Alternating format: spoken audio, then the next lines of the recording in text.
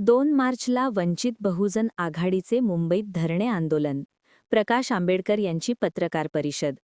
पंतप्रधान नरेंद्र मोदी यांच्या राजीनाम्याच्या मागणीसाठी वंचित बहुजन आघाडीच्या वतीने येत्या 2 मार्च रोजी मुंबई येथे भव्य धरणे आंदोलन आयोजित करण्यात आले आहे. पक्षाचे नेते प्रकाश आंबेडकर यांनी ही माहिती दिली. ते छत्रपती संभाजीनगर येथे आयोजित पत्रकार परिषदेत बोलत होते. मुंबई कमिटीच्या नेतृत्वाखाली होणाऱ्या या आंदोलनात सर्व राजकीय पक्षांनी सहभागी होऊन समर्थन द्यावे, असे आवाहन प्रकाश आंबेडकर यांनी केले आहे. तसेच तथाकथित एप्स्टीन फाईल्स प्रकरणावरून त्यांनी पंतप्रधानांवर टीका केली.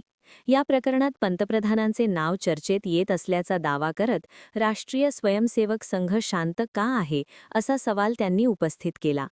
राष्ट्रीय स्वयंसेवक संघ स्वतःला देशभक्त संघटना म्हणवत असेल तर त्यांनी या संदर्भात नरेंद्र मोदींना जाब का विचारू नये, असा थेट प्रश्नही त्यांनी केला.